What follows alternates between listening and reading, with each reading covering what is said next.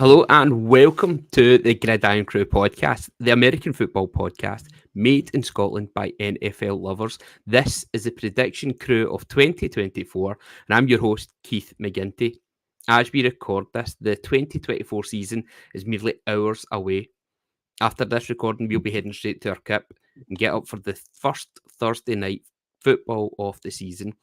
And to preview the following season and make some wild predictions, I am joined by some of the finest crew members I could think of.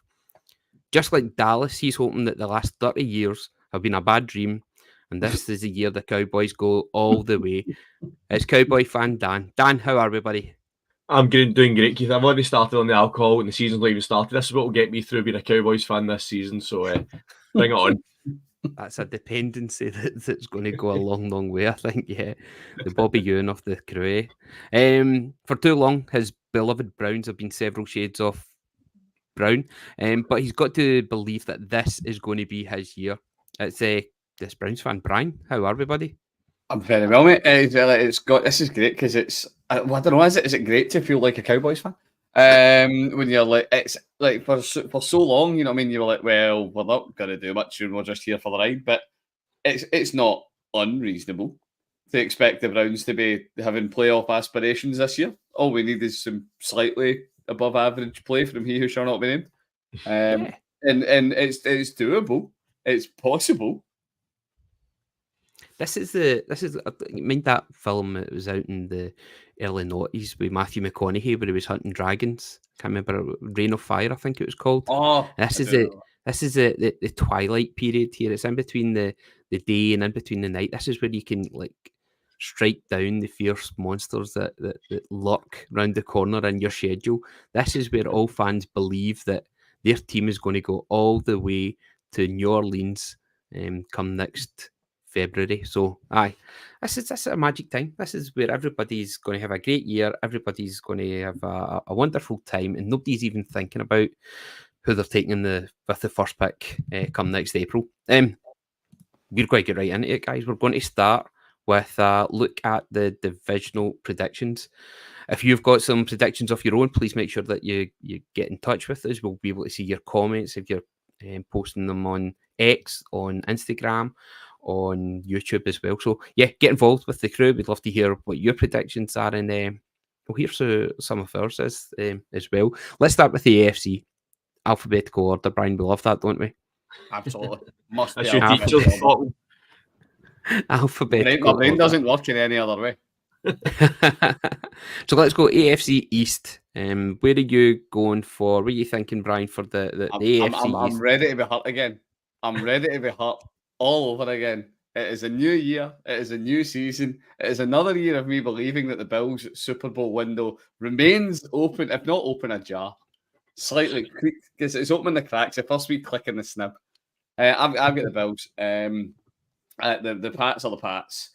The Jets, I have absolutely no faith in Aaron Rodgers. And yeah, the Dolphins will be interesting, but the Dolphins don't know how to play football in January or December, for that matter. So I am all in on the Bills mafia for the AFC East. The Bills, of course, they did manage to do it last year. There's been quite a few changes though, up in the upstate New York. Dan, do you think that Keon Coleman and Josh Allen are going to get the magic relationship that everybody thinks they're going to do, or are they going to really miss Diggs now that he's left to go to the Houston Texans? I think what will be one of massive improvement is Keon Coleman probably won't have the same attitude as Stephon Diggs, so that's immediately an improvement for the Bills. Do you know what I mean? He will actually be on the field, not huffing on the sidelines. The Bills are an interesting one, but obviously the Bills' playoff window and Super Bowl window is a very good topic for us to talk about every season. Coleman, I think, will be good. How good he's going to be, we don't know, but we've seen teams in the past who don't have that elite receiver be successful. So could the Bills be in that kind of bracket? They have got Kincaid, who probably is going to be WR1 from them. Just got the Chiefs with Kelsey. He will be their main man, I think, this season. I'm on the same side as Brian here. The Bills Super Bowl window is well and truly open for me this season. For now anyway. Very, very similar thoughts to what Brian said. Pats are nowhere near They're kind of rebuilding. Good number of years before they're even thinking about where they're going to be. Jets, yeah, I'm not buying Aaron Rodgers hype. Obviously, we had it last year that was going to be this. The Jets have got a good team, a very good defense. They've got a good defense. Yes, that's the main one. That they've got a good defense, and I'm sure I've heard Brian say this before. That's what championships are built on. Is a good, strong D. Listen, is that going to be the main threat to the Bills, or is the evolution of the Miami Dolphins and more speed? Is that going to really challenge them this year? I think Dolphins are the main threat. 100%. Yeah, I mean, Dolphins are the main threat, but I don't think they're a big enough threat to the division for the Bills. I mean, as Brian said, the Dolphins, as soon as the cold weather comes in, we've seen it last year. Albeit, who else could have played in that weather last year, to be fair to them? But people died because of that weather. Livingston would have played in that weather. Dave Mandy would have had the Athletic would make it. Stoke would make it. Aye. Yeah, the Dolphins are the biggest threat to the Bills, but I don't think they are a threat, if that makes sense. I think the Bills should comfortably win this division. Dolphins, we'll see what they do, but yeah, Dolphins, I probably will take second. The Jets, I just don't buy the Jets hype at all. As much as they have got that defense, they have got the weapons on the other side of the ball, but Aaron Rodgers leading them, I don't think is going to get them where they need to be. I like Mike McDaniel. I'm a big fan. I love what he's doing with the Dolphins. I love the attitude he's got, the change of mentality that's there, and I think it's going to be the fun season to make an upset. There was a big loss in Matt Milano for the Bills, and I think that's going to be quite telling. Yeah, so that'll be the big one. Saying that, the Finns have also lost Christian Wilkins. He's away to Las Vegas, of course. So how they evolve from this, but I think it's just going to be speed and speed's going to kill the Bills, and I think that's what's going to be the big difference maker in the AFC East then. Right, so let's just check then. Dan, you're taking the Bills. Brian, you're the Dolphins will make the playoffs. Bills. I'm going to go against the grain there. I'm going to go for the Finns. I'm loving McDaniel just now with his. It just looks like he's on his third album. He's been successful. He knows that in 20 years' time, 30 years' time, he can just reform and sell out all the stadiums in the UK. He's just got to go a wee bit experimental now. The guy looks he's looking class now, absolutely class. Okay, AFC East. We are going to head to the north, Brian. This is your home. You've got to take his from here. Then you've got the Ravens. Ravens won 13 and 4 was their record last year. Your Browns getting just behind them 11-6 with the Steelers right on your tail, and the Bengals with that injured Joe Burrow for the majority of the season with a 9-8.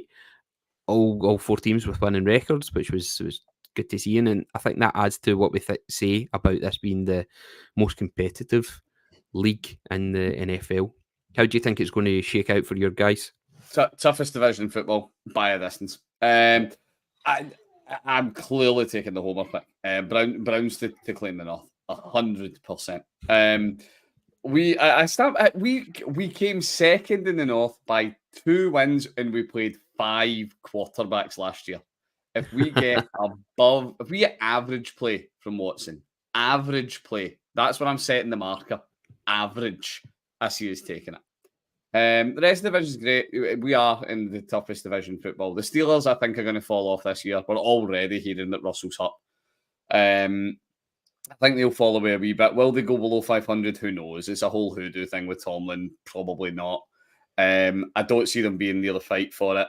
Bengals, Burrow's back, so Bengals are going to be threatening everybody. I see the Ravens taking a step backwards this year.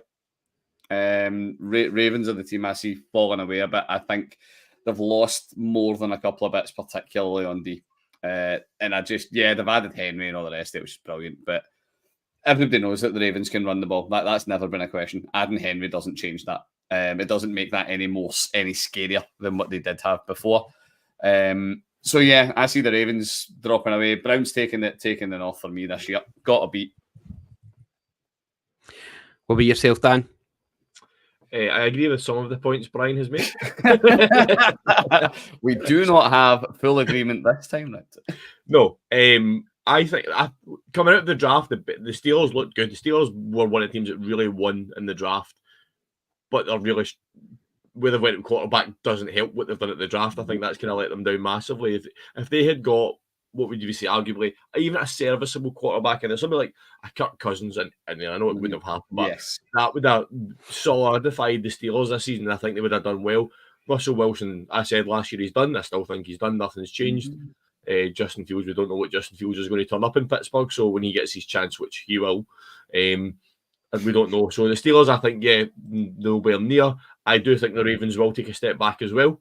They have lost so many key parts on both sides of the ball, but I think a regenerated Joe Burrow has a point to prove this season, and I think the Bengals are going to take the North this year. I do think the Ravens will still make it into the playoffs, but I think the Bengals take the division.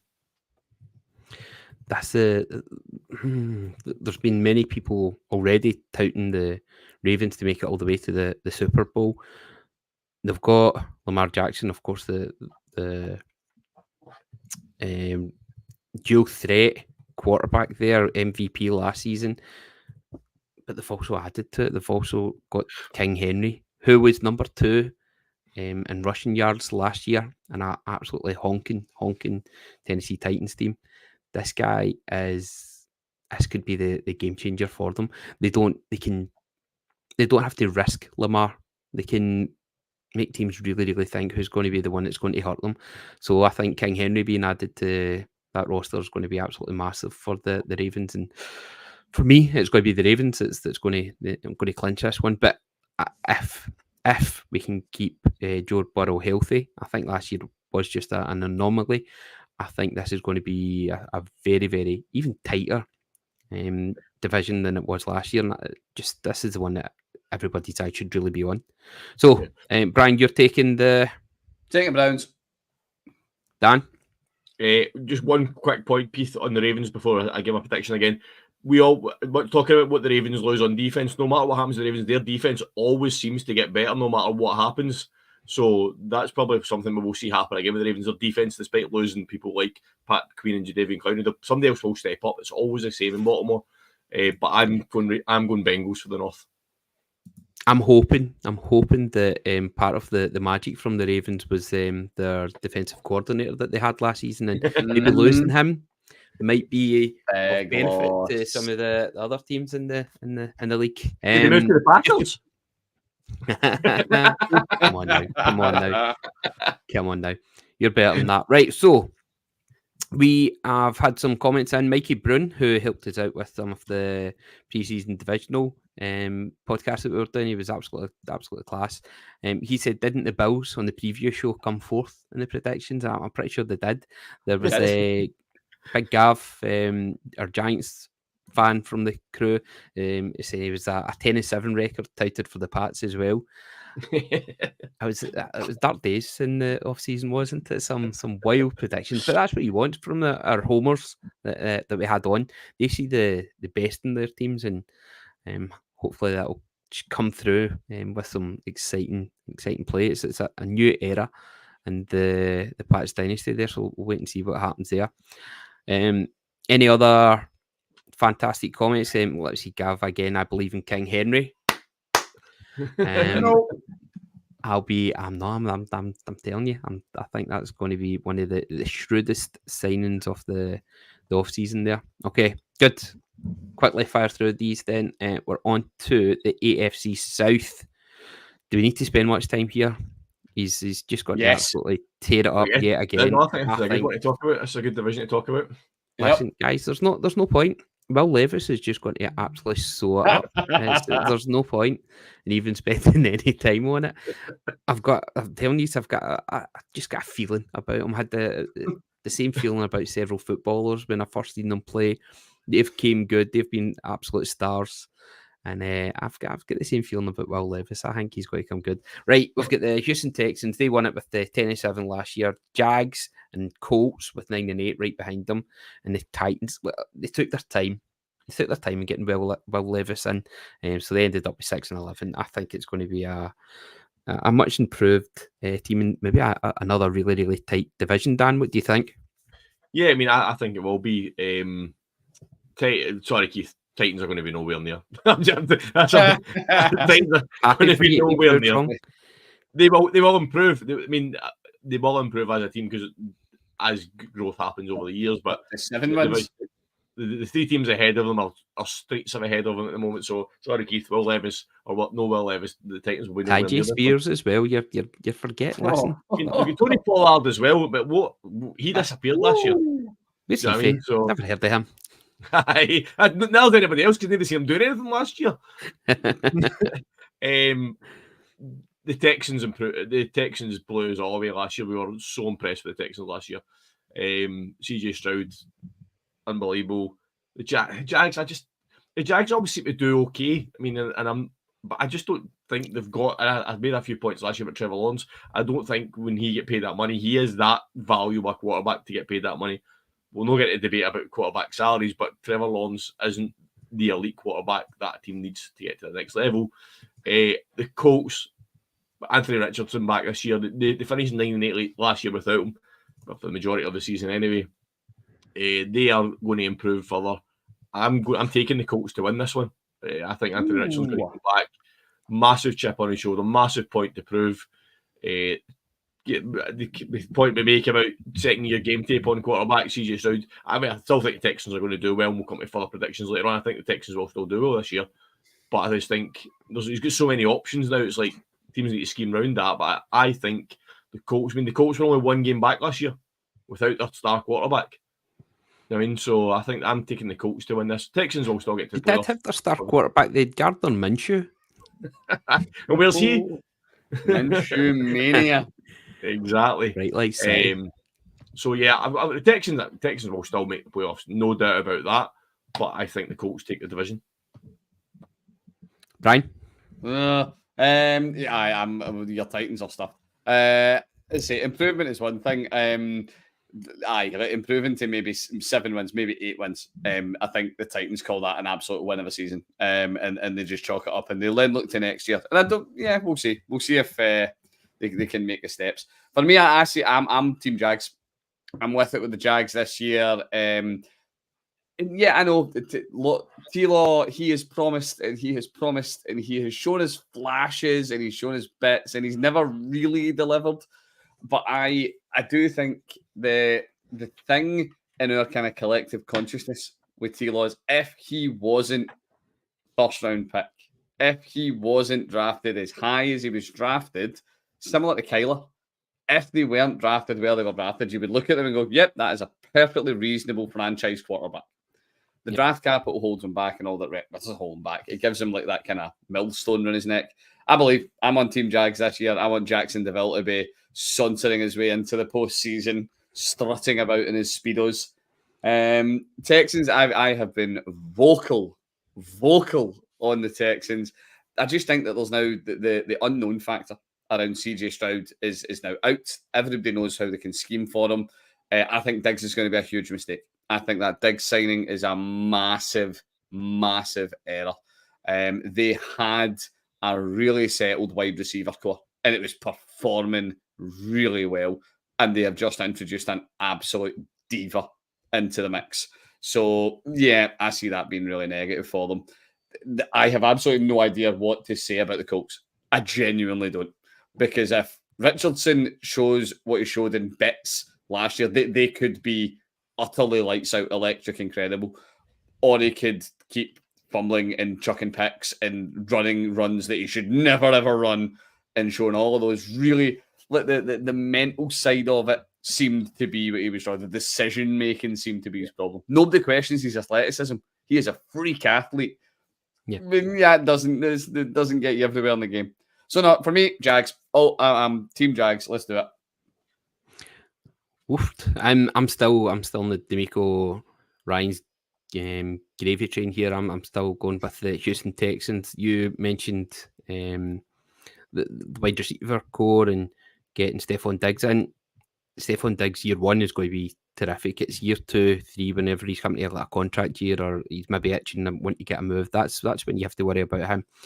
Just now, he's going to be electric and just add to that offense, which you would say last year was the running back is maybe where they were falling down a wee bit. Damien Pierce wasn't making the strides forward in his second year that you were kind of hoping for, but they've fixed that by bringing in Cam Akers, very, very decent player, and you've also got Joe Mixon there. So that bit of experience, Joe Mixon coming the Bengals, he was just terrific, and he'd have that odd game. I remember, what was it, 60 points he got me last year?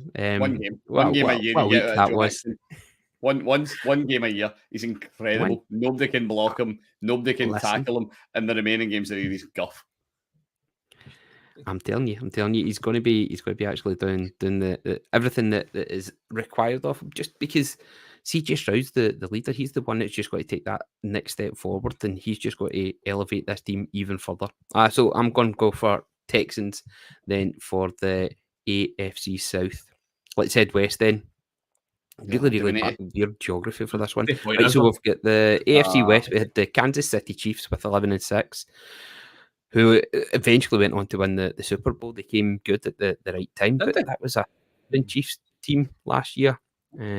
Raiders finished second, 8-9, and the Denver Broncos with 8-9 as well. And the Chargers just imploded so much so that they've just ripped it up and started again. Looks like this weekend that there may be issues with Justin Herbert, foot issues, I believe it is. So don't know if that's just Harbaugh just playing mind games, but we'll wait and see with that one.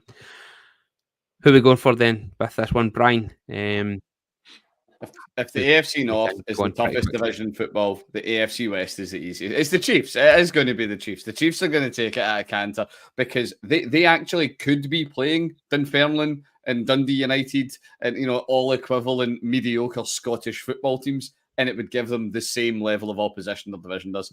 I see the Chargers being slightly better this year. I see the Chargers taking a step. I think they are going to play a lot more conservatively on offense. So I think they're going to turn it over less. I think it'll be a lot safer to watch. They're not going to challenge. The Raiders are the Raiders. They're like don't know. I love Minshew for the story, and he's cool and all the rest of it, but he's not going to take that team anywhere. And we're going to watch Davante Adams in Receivers Season 2 tearing his own dreads out.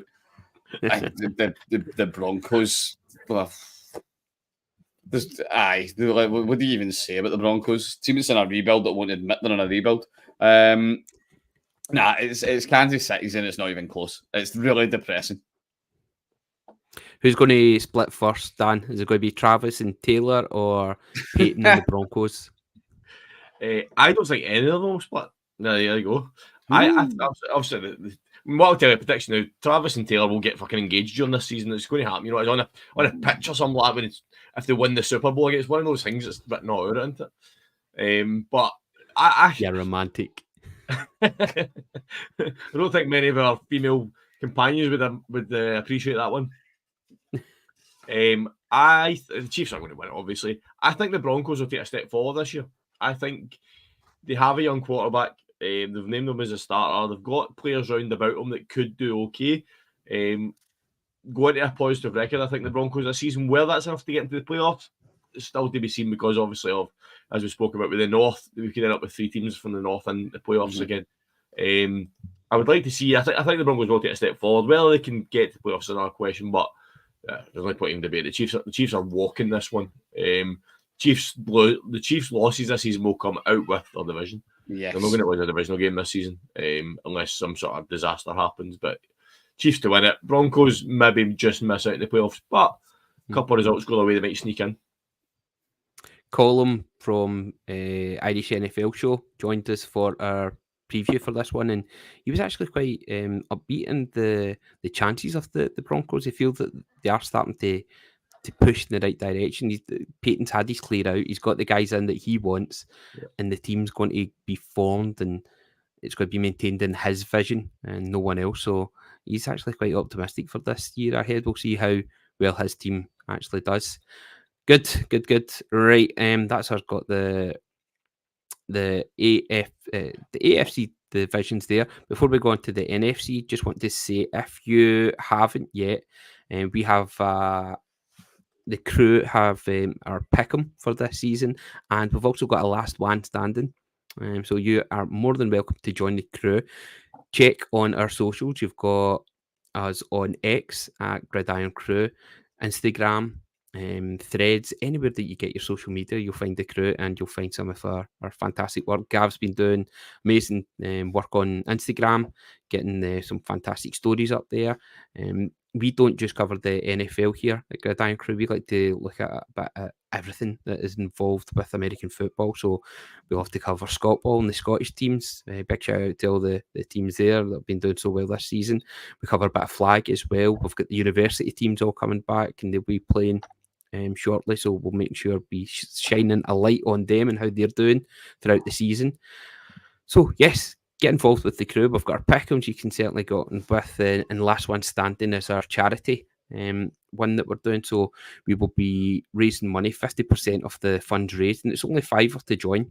50% of the money raised will be going to SAM, Scottish Action on Mental Health. So it's a very, very worthy charity. They do fantastic work on the mental health, helping adults and kids as well, up and down the length and breadth of Scotland. So we were hoping to do something mental health related, and the fact that this covers like the majority of Scotland, I think it's just a really worthwhile cause for us to do, and we're delighted that we can hopefully contribute a wee bit, and we'll be doing a lot more as the season goes on as well. Right, let's head back to the divisions then. We'll go to the NFC. We'll start in the East for there as well. Dan, you start us off there because your Dallas Cowboys so cheeky sneaked it at the end. Philadelphia Eagles were just so unlucky having had such a tremendous start to the season. Cowboys with 12-5, Eagles 11-6, and then the Giants just pushing you with 6-11, and then the Commanders 4-13.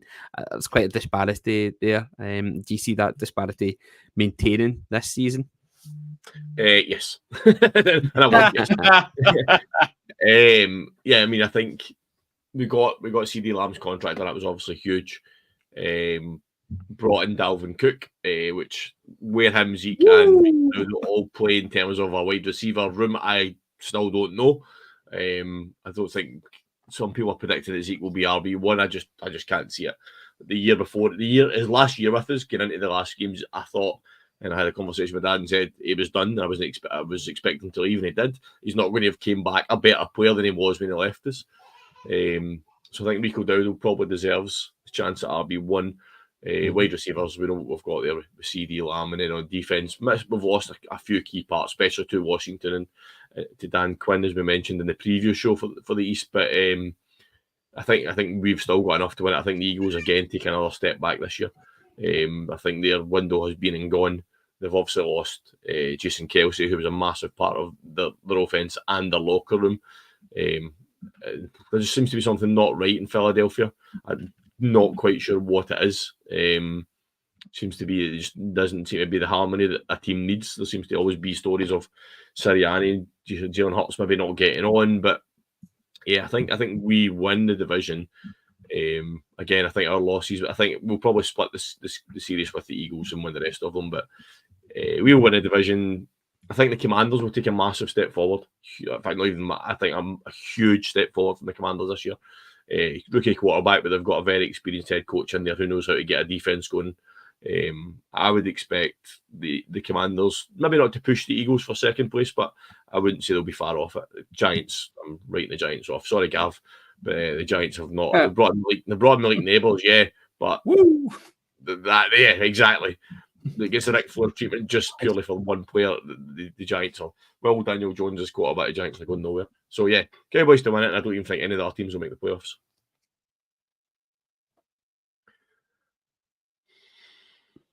I think Keith's muted himself and he hasn't noticed yet. Which is it's always a great yes. Brian, do the Eagles need their star quarterback and their head coach to be on the same page, to actually like each other? And is that really going to matter when it comes to the meaty part of the season, or can they just rely on Saquon to get them through? I'm going to say yes, but I don't have him down as a star quarterback. Sorry, I don't have Hurts as a star. I'm with, you might have seen Nick Wright on Fox Sports when he talks about it. I am absolutely on board with him. Hurts is a average quarterback who had one incredible year. He had one brilliant year. Can't take away from him. He was lights out 2 years ago. The year before that, he was bang average. Last year, he was bang average. He is going to be bang average again, if not worse, because their line has got immeasurably worse. You cannot understate the loss of Kelsey. It cannot be understated, particularly to that entire offense's. Do they need to go on with the coach? I said no, not really, but they need to have that clear sense of offensive identity. So many teams struggle with it across the league. The Eagles had theirs, and now they don't. It is unless I don't know who their centre is that replaced Kelsey with, but unless he can play at that kind of level, they don't have it. Even with Saquon in there, I'm with Dan. I have the Cowboys taking this at an absolute canter, and I don't think it'll be tremendously close. I actually would not be massively shocked if the Commanders do pip the Eagles to second. But I think you're talking about the Commanders pipping them to second at like 9-8. And the Eagles dropping below 500 wouldn't stun me massively. I genuinely think the Eagles are going to implode this year. I think it's going to be big. And I think heads are going to potentially roll in Philly. And yeah, the G-men are so far off the pace. Unfortunately, they are eternally, it feels like, in the conversation for will you be number one pick overall in the draft. And they're there again this year, and I really don't see that happen, which is a shame because I really like Daboll. I think he's a great coach. I just don't think he has anywhere near the pieces that he needs to live up to anything even competitive. So yeah, I see the Eagles totally imploding. Cowboys are taking this, and it won't be close. Well, I don't know about that. For me, the Eagles, the Cowboys, everything. It seems all last minute thing. I don't know if it's going to add to harmony in the dressing room where people are waiting to the last minute. Dak's still not got his contract. CDs get paid, but you've got to think there's got to be a wee bit of animosity there with the length of time that it took. But I suppose the many millions that he's getting paid will help dry those tears. Sorry, Keith, see if we're going to do that, but if there's going to be animosity, surely the Bengals are doomed. Chase still ain't paid. See, it is, you know what I mean? The Cowboys have been getting this leveled at them all off-season. There's lots of teams out there with other players not getting paid right now, and it doesn't seem to carry over. So, yeah, and Dak seems to be being almost Tom Brady-esque in his being really, really reasonable about all of this. There's been no shades of holdout. There's been no shades of hold in. He has been, yeah, you know what I mean? I'm going to get he's playing out the year and hoping he hits free agency. So he is fully incentivized to absolutely ball out this year. So, yeah, and I'm sorry. And paid he will. He absolutely will get paid. You mentioned who you don't think that the Eagles have replaced. They've got it on the NFL website as the rookie Dylan McMahon as the only centre that I can see. I may be wrong with that. You guys can maybe check that as well. But I think Saquon going there and signs like Cooper DeJean as well. I think there's going to be a wee bit of rejuvenation of the Eagles, and I actually think that they're going to come good this year. Maybe it's just wins that they need. It was a horrible end to the season for them, and I think that's maybe which stoked the flames of the animosity between Sirianni and Hurts. But I might not be top tier quarterback, but I think Hurts is certainly one of the better quarterbacks in the league, and I think we're going to see that. But it's good. We're not all agreeing on everything. I'm happy to say so. Cam Jurgens is currently listed as the Eagles starting centre. That's a name that I've heard. Cam Jurgens, and that's it. There's no one listed behind him in the depth chart.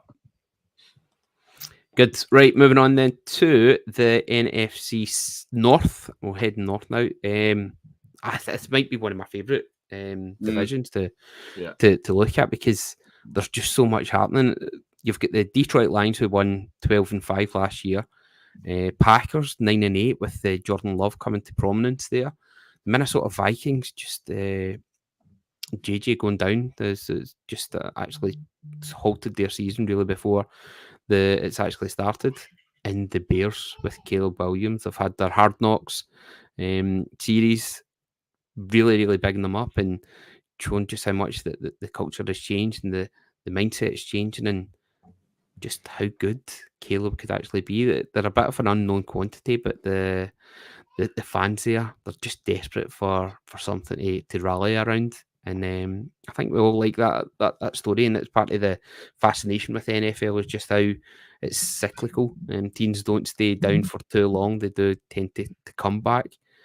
Dan, what do you make of this division? Then where are you putting your beans for this? Yeah, this had the potential to be a phenomenal division this year until JJ McCarthy got injured. I know a lot of people don't buy into him, but I think he was exactly the quarterback the Vikings needed. So if he had stayed fit, we were going to have a great shootout in this division this year. I don't think it would have been as tough as the AFC North, but those four teams going at full pelt against each other would have been great to watch this season.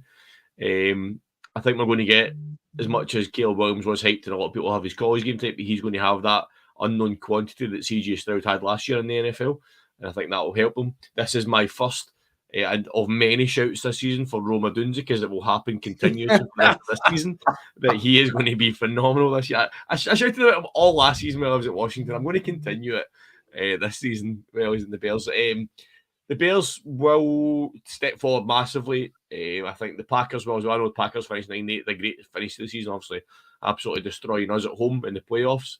But I think the Packers will get better again.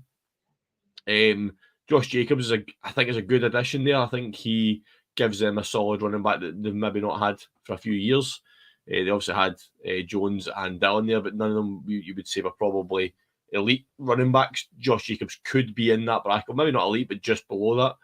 And Jordan Love have kind of just appeared last season. We'd been sitting there waiting, and we weren't sure what we got with him. And he showed up, and he did show up for the Packers last year. I think the Lions are going to be far too strong for them in terms of the actual divisional title. But I think it's going to be a really intriguing division to watch. It's going to be one of those divisions where they all beat each other across the season, which then will have massive implications for the playoff pictures and stuff like that.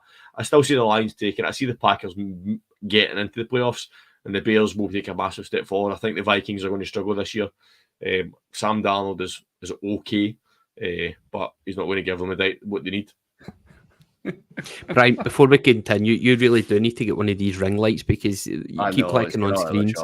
You look like a vampire that's just been attacked in the middle of the day. It's brutal. I know. I need to get the old OnlyFans light. Right. What do you think then for the NFC North? I'm not on the Bears hype at all. Like, there is no part of me that is buying this. It's like we are going with a rookie quarterback who is being anointed nearly in the MVP conversation, which is wild.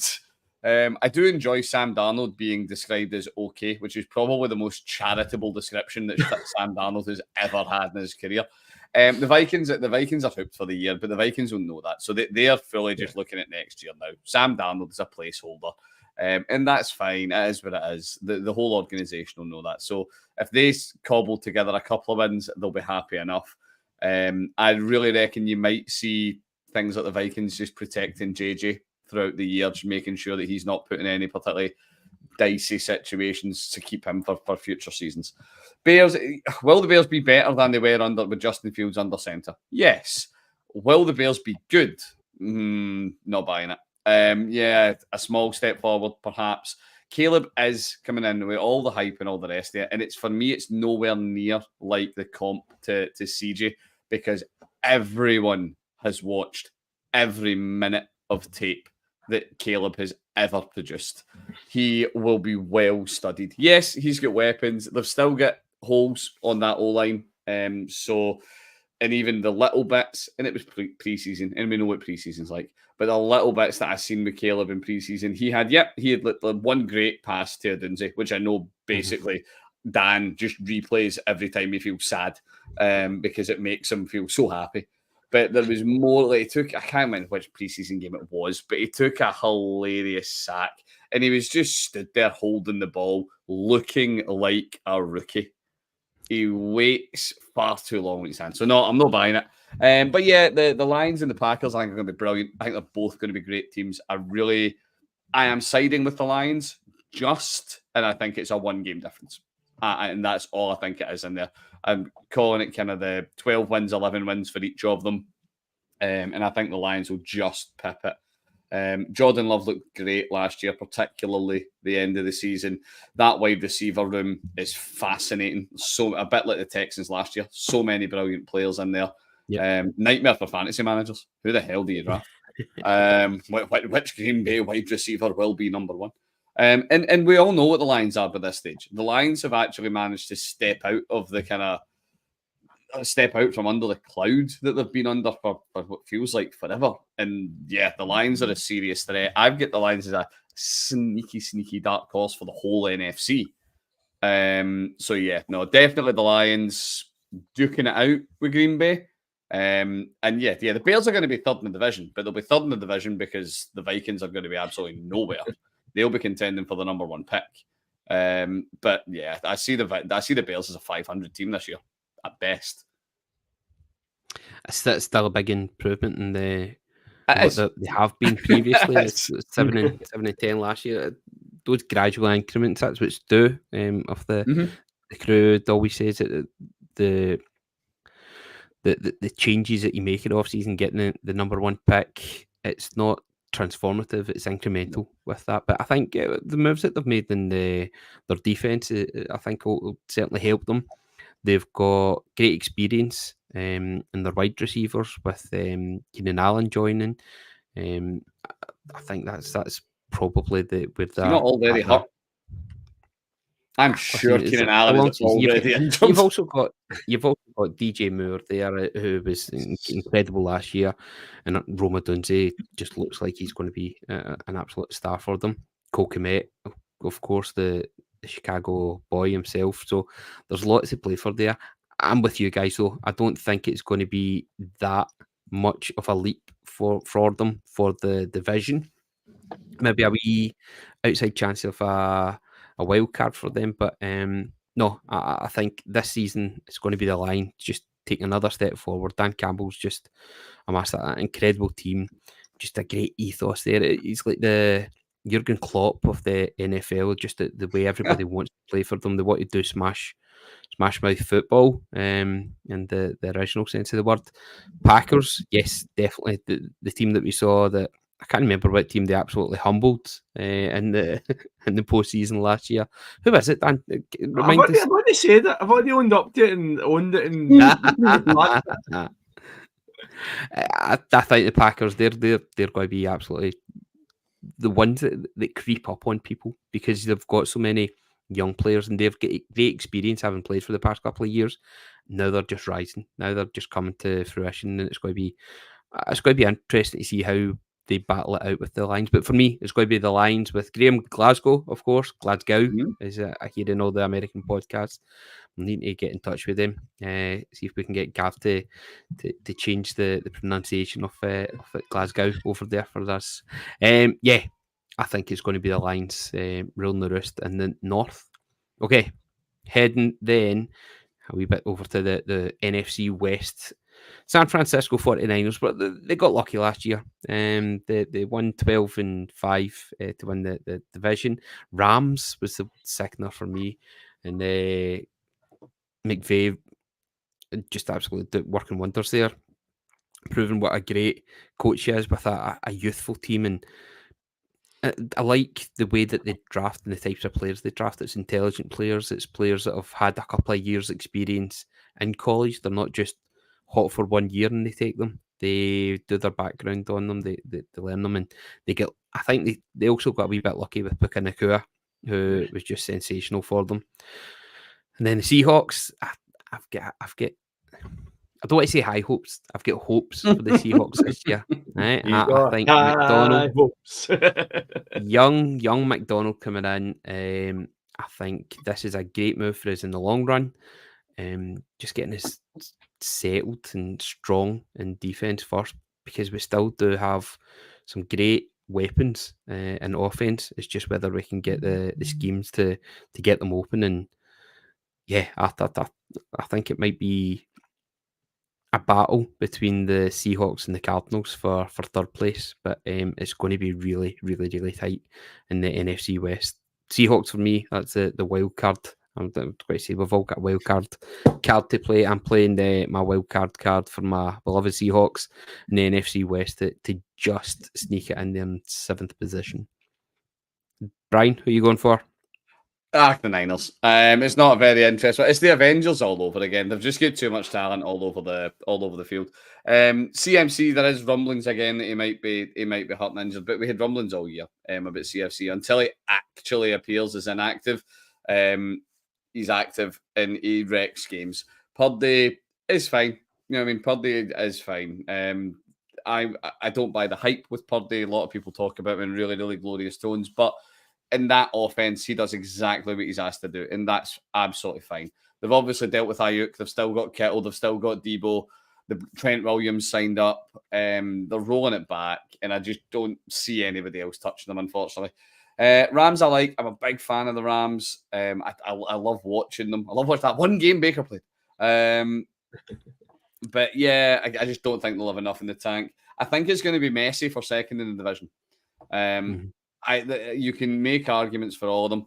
Unfortunately, one of the bits I do potentially see happening is if your beloved Seahawks fall early and you don't pick up wins early, I could see things like trading Geno away and just going, do you know what? We'll write the year off. We'll try and get some value back and take it from there. I'm on the Hill train. You guys know this. I think the chaos that Hill could bring to the team might make it fun. Might make it fun. There was lots and lots of passing yards last year with the Commanders. I think that wee bit of craziness would be well received by the 12s up the Pacific Northwest. So yeah, let's go for it. Let's go for it. Yeah, Dan, what about yourself? Yeah, I'm not going to disagree. The Niners will win this an absolute canter. The issue I have with the Seahawks is DK Metcalf. When is DK Metcalf going to show up? We all know he has the talent and the physique and the athleticism to be an elite wide receiver, but we just don't see it. I don't know what the issue is, Keith, with why he's not balling out the way we all expect him to do. I mean, he's good. He's a good wide receiver. He does the job, but he is, and we all know he is capable of so much better. Is it the quarterback? Is it him? Is it the scheme? We'll need to wait and see, because obviously we're going to have a new scheme this year. They need to get him involved in the game much more. I mean, as someone who's been burned on fantasy by DK Metcalf, not on one occasion, on several occasions, the Seahawks need to find a way to get the game through DK Metcalf, because he is going to be key to he's doing anything this year. I think the Rams will make... Well, he'll probably agree with me. Would you say that to DK's face? If he was within arm's reach of you, would you say that? I would say the same thing as he would say, yes, the ball needs to come through me as well. He would agree with me. Absolutely. I think that's going to be a big thing, is just how we see he needs to adopt the persona. See, we talked about Diggs and how he's been a bit of a prima donna. I think we need to see a wee bit more of I'm the man from DK, demanding that a wee bit more. But I think this year, you mentioned DK, I think Kenneth Walker, third, is going to be a big player for us. The run game's going to, I think, improve, and I think that will help make it a wee bit easier for DK. He'll get a bit more space, he'll get a bit more time, because teams won't know how we're going to hit them, and I think that's where we can get that wee bit of improvement from. Yeah, just to fill up that point you made about DK Metcalf, Keith, 2 seasons ago, CD Lamb banged on the door and said to the Cowboys, I am your number one wide receiver, give me the ball. And look what's happened since they started doing that. If DK Metcalf was to do the same thing, I'm not saying he's going to stratospherically go to CD Lamb's level, but he will improve if they give him the ball more, and it'll improve the team. I don't think this year is going to be enough. It's going to be enough this year. I think the 49ers will win it. The Rams will make the playoffs. Cardinals are going to be very interesting this year. Kyler Murray, as we know, the dual threat quarterback, and he now has a legitimate elite weapon on his sideline. What's going to happen at running back with them, we don't know. James Conner obviously will start as a running back, but I think very quickly will be replaced by Trey Benson. So we're interested to see what the Cardinals do in terms of they were 4-13 last year, so they will massively improve. Where that takes them to is going to be interesting to see. But yeah, 49ers for me to take division and Rams to make the playoffs. Terrific. Okay, right. That's us covered the division then, guys. Let's have a wee look at some of the individual. Wait. NFC South, the most accelerating division in football. Do we need to, guys? I was hoping to just casually pass. Okay, right, let's go for the South. I know you want to go on the Baker bus there. Tampa Bay Buccaneers. They kept all their big players. Everything was a happy home for Baker. Are you going for a repeat there? They had a 9-8, which is a tie with the New Orleans Saints, which must have kept Dennis Allen his job last year. Falcons were 7-10, which is just shocking when you think of the actual weapons that they've got there. And the Panthers with 2-15. Remember what we were saying about incremental improvements then. Dan, who's going to really be making the changes there? Is it the Falcons making the leap from third spot? Before we get to this, I can't believe I noticed this at the time and probably have noticed since. I can't believe the Saints finished 9-8 last year. The Saints are an absolute dumpster fire. How did they finish on winning record? They actually finished 4-2 in the division as well. Obviously, that's why they finished 9-8. Exactly. They beat the Panthers twice and the Falcons twice. Yeah, I think the Falcons are going to take a step up. When we mentioned last year, we all spoke massively about Bijan and Arthur Smith hiding them in a cupboard last season for some reason and not using them to his potential. Morris going there will make a massive difference. Kirk Cousins going and giving them stability at quarterback. Kyle Pitts now will have a quarterback who will throw the ball to him. So I think he will. We know that Kirk Cousins does like his tight ends. Pitts is kind of that a level above from your Hawkins in terms of he is a wide receiver, a tight end built like a wide receiver, and obviously Drake London I think will make a massive step forward again this year. So I think the Falcons will take this division. Bucks, as Brian will soon tell us in 2 wee seconds, Baker, can do things that will get them into favourable positions. Saints will come to head coaches later, but the Saints I think are on a slippery slope. And the Panthers, I generally don't know what to say about the Panthers should be in a rebuild mode, but aren't rebuilding in terms of progression. I don't know what's going on in Carolina. It just seems to have been, a dumpster fire, continue to be a dumpster fire, and more petrol poured on top of it. I don't know what's going on in Carolina and what's going to happen in this season. I'm in the same boat. I'm exactly the same. Carolina, I'm not even going to talk about Panthers. Panthers are going to be, again, same with the other couple of teams. They'll be thereabouts for the first pick next year. That's it. There's not much else to be said out of there. The other three, the Bucks and the Saints, I think, will be kind of level pegging-ish. They'll flirt with 500. The Saints, I think, will probably fall away because the Falcons aren't going to give them 2 wins this year. So I could easily see the Saints basically dropping to a 7-win team. The Bucks will be fine. They'll be 500 or so. They've literally rolled it back. I think they had something like some of the least moves in the entire offseason. I think they sort of re-signed people, and that was kind of it. The Falcons is the big story in the South. You bring in Kirk Cousins, you change it up with the coaching team, and yeah, you should hopefully. They've got one of the more exciting skill position rooms in the league, but they do have some really brilliant weapons there. They just haven't had both the quarterback play and the playbook, the offensive scheming to let them flourish. So yeah, no, I'm exactly with Dan. I see the Falcons taking the division. I don't think it's going to be electrifying. I think we're talking a 9-10 team, a 9-10 win team ceiling, but that'll be more than enough to take the NFC South.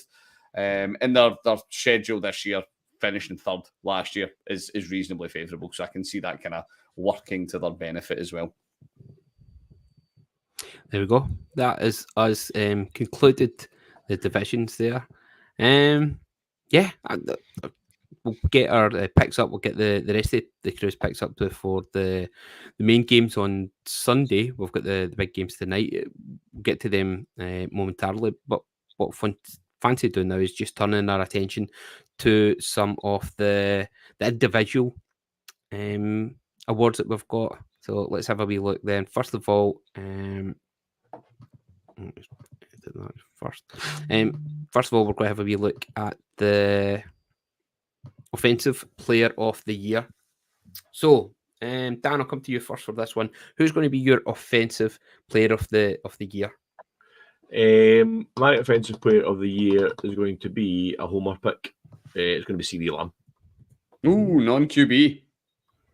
Yeah, non-QB. CD Lamb is going to absolutely ball it this year. New contract. We already seen what he can do. He's probably on different merits was WR1 last season, and I think that'll continue this year. And I'm going to go with CD Lamb for Offensive Player of the Year. We'll go Offensive Player of the Year, but we will have MVP, so no doubt that there's a good chance it will be a QB going for that one. So, Brian, what be you for your Offensive Player of the Year? And to be fair, I'm saying as if Dan's outrageous. I'm going non-QB as well, and I'm going for a wee bit of an out there one. Brees Lightning. I think that I see Rodgers leaning. He used Aaron Jones heavily back in Green Bay when he was in his pomp anyway. So him using the quarterback heavily is not something that's unusual. We know that Brees Hall is electric. He's got the nickname for a reason. So yeah, I see him putting up monster numbers on a team that will be okay. I don't think they're going to do a lot postseason if they make it at all. But I see him putting up big numbers regular season. For me, as someone who have desperately tried to get in at least one of my fantasy teams and been I've failed at unsuccessfully in each attempt that I've done, and it's Amon-Ra St. Brown. Keith. Yeah, absolutely sniped a belter. Yeah, so Amon-Ra is somebody that I'm a big fan of, and I think he's just evolving. Seeing him in wide receivers, he just seems so focused on what his end goal is, and actually being the best. Not the best in his year, best in his team. This guy wants to be remembered in that Hall of Fame. And I think this year's going to be a big step forward for him. So, Offensive Player of the Year for me, again, wide receiver, will be Amon-Ra St. Brown. Okay, what about Defensive Player of the Year? Always feels weird saying that with a Scottish accent. Brian, who are you going for defence? I'm going off-piste again. I'm actually not picking an edge. Player I've got a lot of time for. I really love watching him play, although he's annoyed me now because he's changed his name and we won't get the amazing commentary. Josh Hines-Allen. Josh Hines-Allen for me, player I've got a lot of time for. Back on the Jags bus. I'm sending the Jags a lot of love this offseason. But yeah, no, he's incredible to watch. Really, really talented player. I can see him doing brilliant work. As I say, we don't get Josh Allen sacks Josh Allen anymore. Boo. But yeah, Josh Hines-Allen for me. I can see him putting up an absolutely stellar season. And what I'm calling is going to be a rejuvenated and improved Jags team in general. What about yourself, Dan? I'm going for an player who I think will take another massive step forward. He's already impressed us so far in his time in the league, and my defensive player is going to be Aiden Hutchinson. I think he's going to just the Lions. We've seen what they can do last year. I think he'll just take it up another level. He will become one of those elite rushers in the league, and I think he'll take Defensive Player of the Year this year. Studs will be screaming at his podcast producer, whatever it is he's listed to, and be shouting for Chris Jones. I would imagine for Defensive Player of the Year. I myself am going to go for Max Crosby. I think Wilkins joining the Raiders and just the way Antonio Pierce has got them set up, it's going to be a hard battle every time you play the Raiders. I don't think there's going to be many teams putting up massive scores on them this year. So yeah, Max Crosby I think will be the Defensive Player of the Year for me. Okay, what about the rookies then? Offensive Rookie. Dan, I'll come back to you then for your Offensive Rookie of the Year. I've already mentioned him in the podcast this year. I think his team may not do massively good things this season. They will take a step forward. But my Offensive Rookie this year is going to be Marvin Harrison Jr. I just think As much as I have shouted about the Roma Dunze bus, I just think that Marvin Harrison Jr., he will take his team forward, and I think he'll have a bigger impact on improving his team because of the starting position that Roma Dunze potentially will have, and some of the other rookie wide receivers will have. I think Marvin Harrison Jr. Will be my offensive rookie of the season. Brian? I'm going for another wide receiver, Keon Coleman.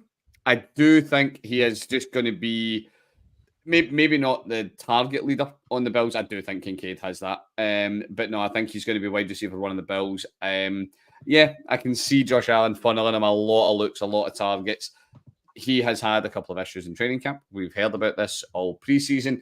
I see him overcoming it, though, and I see him really stepping up. So, yeah, for me, Keon Coleman's going to be offensive rookie of the year. I'm going to go again, wide receiver. I'm going to go for Malik Neighbours for this one. I think we saw in Hard Knocks that what they were trying to do is get a weapon for Daniel Jones, big enough weapon himself. But for somebody for him to throw to, I think Malik Neighbours is just going to be force-fed that ball this season, especially with Saquon leaving. So, yes, I don't think he'll have to do too much to get ahead of illustrious names such as Darius Slayton or Isaiah Hodgins. So, yeah, I'm going to go for Malik Neighbours there for the offensive rookie of the year. What about defensive rookie of the year? Brian, start with you with this one. Right, this is great because I really struggle to pronounce this guy's first name. Leatu Latu. And I'm sure he's a fan of the show, and I'm really sorry for butchering your first name, Chief. Incredible talent. The Colts have got talent on defense, particularly on the line, but I see him carving out a starting job very quickly. And he built a college career on absolutely crushing quarterbacks, and I did see no reason for that to stop. The guy's a freak athlete. He's freaky talented. I think it's going to be him, and I don't think it's going to be much of a conversation this year when it comes to defensive rookie. What were you, Dan? I actually Googled how to pronounce his name before we came on here. How did I do? What did I do? You did okay. It's Latu. So I've went with the same actually, but I've. Dallas Turner was the only other one, but the Vikings, I think, are going to struggle this year. And obviously, that doesn't necessarily mean that he shouldn't be in contention for awards, but it tends to be if your team doesn't do very well, you don't tend to do very well in terms of the awards. But yeah, Latu for me, I think he's going to take the league by storm. The Colts have a history of having players that can play in that position. I think he's going to be the next one. He's all wrong. I'm telling you, McDonald's going to work his magic. It's going to be Byron Murphy II, and he's going to look foolish come the end of the season. So I'm some may say a homer pick there. I don't think so. I think it's the intelligent pick. The guy is going to absolutely ball out, and he's everything that we need. So yes, Byron Murphy II. It's a correct answer, guys. Unlucky. Let's move on then. Let's see if you do much better with your MVP then. Usually this tends to go to a quarterback. Who are we thinking? Last year it was Lamar Jackson. Dan, who's picking it up this year? The winner of this award, his window is wide open for me this season. Josh Allen's going to be my MVP this season. Josh Allen, I think, arguably, probably, obviously we joke about the Bills window, but arguably one of the most talented quarterback in the league in terms of he can do it all. He is a ridiculous runner. He does not look like a quarterback that can run the ball, but you just can't seem to stop him. He just seems to make these runs, and he's got the power. He can throw the ball. We know what he can do. You mentioned Keon Coleman, Brian. I think, Josh Allen for me is going to be the MVP this season. I'm right there with you. I called it last year and I was wrong. I said it would be Josh Allen. I'm saying that again this year, and it has absolutely nothing to do with the amount of Josh Allen fantasy shares that I have. At the end of the day, yes, offense is always going to be funneled through your quarterback. Of course, it is. There's funneling it through your quarterback, and there's funneling it through your quarterback. Josh Allen is, I have said Keon Coleman's going to be my pick for Rookie of the Year, and I do think he'll see work in all the rest. However, Josh Allen is going to be the absolute start and finish of this Bills offense. He is going to have so much work to do, both on the ground and through the air, that he's just going to separate himself away from the crowd. And it's I think it's his year. I really do. guys. Let me see. Last year it was not Sam Howell. Remember, I'll tell you. Last year it was Lamar Jackson, right? There's no Will Levis anyway this year. There's not going to be a repeat, but there is going to be Patrick Mahomes. He has got weapons this time. They were malfunctioning last year, and he still managed to drag that team through to get to a Super Bowl. I think Patrick Mahomes is just going to absolutely cook this year. He's got Xavier Worthy now. He's got Hollywood. He's got Kelsey rejuvenated. He's been on tour with the missus. He's seen a bit of the world. He's got a massive deal with his podcast, something that we can all hope to get someday. And I think that's what we need to go to. Nick Beeson is saying, I think Josh Allen will need a miracle to get even close to the MVP award. And Nick, you're absolutely right on two things. One, you love the name of the podcast. Thanks, pal. Appreciate you. But also, Josh Allen's getting nowhere near that. This is Patrick Mahomes' world, and we are all just living in it nice and cozy. So, Pat Mahomes for the MVP. Superb. Right, guys, we're going to wrap up pretty quickly. We talked about the divisions and who we thought would do well and who's going to win the divisions. What about the conference? Who's getting to the conference final for the AFC, Brian? I make no apologies. Browns, Bills. Ooh. Browns, Bills. And from that, who gets through to the Super Bowl from the AFC for you? Bills. I see us making it that far. I don't see us making it all the way. I'm calling the Bills. I am. Right, good. Dan? I've actually changed this during the podcast because we all chatting. I'm thinking that I was deciding. I originally had the Texans beating the Bills. That's what I originally was going with. I'm actually going to flip it. I think the Bills will win the AFC now. I still think they'll probably beat the Texans in the championship game, but I'm going for the Bills to win the AFC. They'll be the AFC champions. I think it's going to be the Kansas City Chiefs versus the Tennessee Titans in the conference final, with the Chiefs making it all the way to the big dance. For the NFC, then we are looking at who. Dan, I'll come to you first for this one. Then I'm going to have the Lions playing the Cowboys in the championship game this year, and I'm going to go in the same vein as Brian here. And as much as I want to back my own team, I think the Lions win that over as much as I will on that day not believe that is ever going to happen. But I just believe in the Lions too much this season. I think the Lions would beat us in the championship game, unfortunately. Brian? Same outcome, different teams. Lions, Niners. Lions, Niners with the Lions taking it. I think the Lions are just going to take a bit of a step. They don't need to take a huge step this year, but I see them taking a little bit of a step.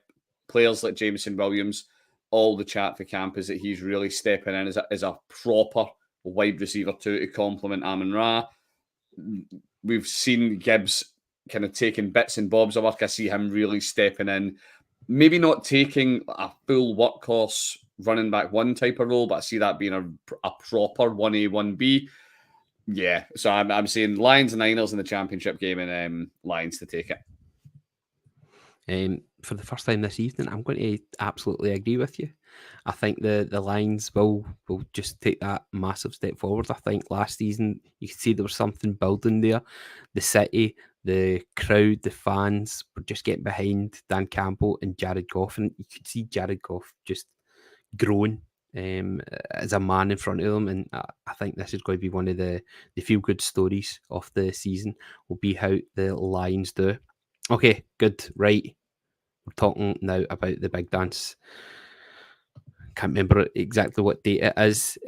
Next February. But who are we going for then for the Super Bowl? So I have taken the Chiefs and the Lions to get there. I'm going to wait till you guys have given me your predictions. Tell me who it is that you'd said will get there and who will end the we've got the same Super Bowl covered in ticker take. We have. Right, Dan, go for it. I've got the Lions versus the Bills.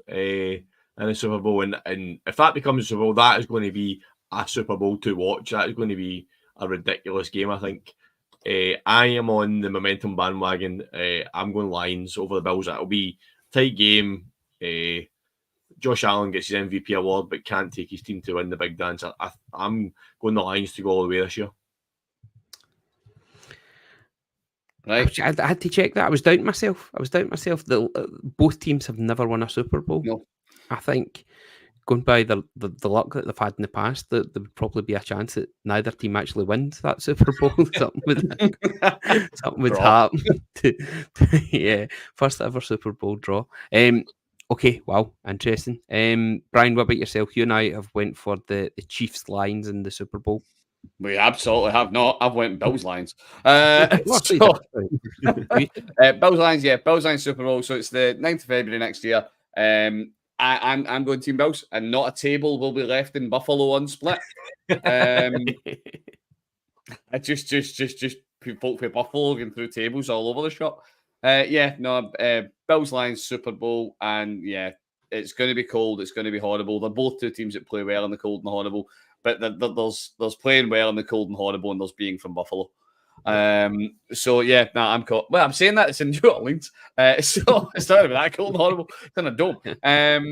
But yeah, no. End of the day, Bills for me. I'm calling the Bills. It's going to be one of those years where we're going to look at them all year a little bit like we looked at the Eagles last year, and when we had Kev every single week saying they did just enough to get wins together, and I just see them doing it for a full season. Listen, I think that Bill's window's been open a wee bit too wide for you guys. You've got a chill. He's a bit under the weather with the picks. It's going to be Chiefs Lions in the Super Bowl. I think I've actually changed my tune earlier in the day. I'm sure I was going for Chiefs Ravens, but I think I've been caught up in the hype once again that we get in the Irn-Cru for the Detroit Lions and Dan Campbell's guys. It's going to be a three-peat, I think. First time it's ever been done. Studs, you think Studs has been bad? Tickets. It doesn't. You think Studs has been bad up to now? My goodness, he's going to go stratospheric if they were to get the three-peat. I'm fairly sure, based on the Geneva Convention, we can stop the three-peat. I'm fairly certain there's a line in it somewhere about not allowing Studs to be that smug. Well, there we go. All that leaves us to do then for the crew is to say thanks very much to everybody for listening. There's a couple of wee things I want to mention before I go. Is in week 4 there is going to be an NFL Scotland watch party, and the guys from Stramash are leading this one, but they've kindly got us involved in it as well. So week 4, Dropkick Murphys in Edinburgh. Tickets are free. Get on to at Stramash, or is it at NFL Scotland, I think their Twitter handle is.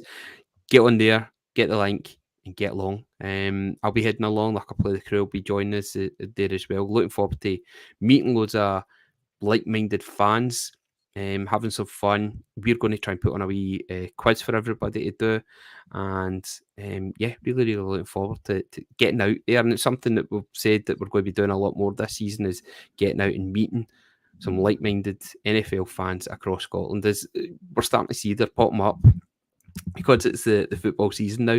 Everybody's come out of their hibernation, and they're ready, desperate to dump their families for the next 20 odd weeks and get to watch some football.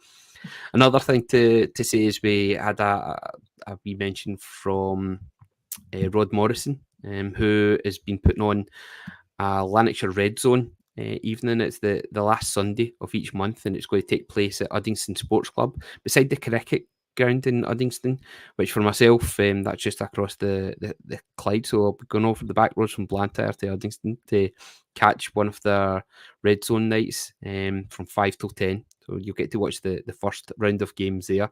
Great wee night for the family. All you have to do is turn up wearing some of your team's gear, and you'll be able to get in. So yeah, get along. If there's any other nights that are on across Scotland, please let us know, and we'll give shout outs to them. We'll be putting on some of our own as well. I think it'll be in Glasgow. We're in talks with a central location which will be good for everybody. Getting in and out of Glasgow can be a bit of a pain, especially on a Sunday night. So we'll be putting a couple of wee nights on throughout the season, and can't wait to get out there and get chatting to people. And so, yeah, spread the word of the Gridiron Crew. Make sure you let everybody know. I've got business cards that I've been meaning to get out to these guys. We'll be handing them out to anybody we see wearing NFL gear, the length and breadth of Scotland. Yeah, get in touch, spread the love, and we'll look forward to speaking to you throughout the year. Dan, it's been great fun, bud. Thanks very much for joining us this evening. Pleasure as always. Just to put a peep in your three-peat, the Chiefs will go 1 and done in the playoffs. Here's my hot take for the season. Ooh. But we're needing a wee spicy one there. I think you left that to the end. Brian, what about yourself? Thanks very much for joining us. It's been good fun. You've actually been a wee bit more subdued than I thought you were going to be. I thought you were getting the shock jock treatment for you. Hi, I've called the Bills to win the Super Bowl. He's back to Jags as well. Got the Bills to win the Super Bowl and a linebacker to win Defensive Player of the Year. What are you after here? That's a great point. Yeah, thanks very much, bud. I'm going to go sit and watch loads of Colin Cowherd before the next show just to live up to your expectations, Keith. Thank you very much. Colin Cowherd and Hugh Keevins. Colin Keevins, that'll be me. Make sure you get in touch with the crew, join the crew. We've got our Pick'em and our charity Last One Standing. They'll be running up until kick-off for the game this evening. 1:20, is it? In early hours of Friday morning. Yeah. I'll wait in my kit for a wee bit and we'll get up and watch maybe a quarter of that and watch the rest in 40 in the morning. Guys, it's been an absolute pleasure. We are the Gridiron Crew and we look forward to talking some football with you throughout the season. Thanks for listening.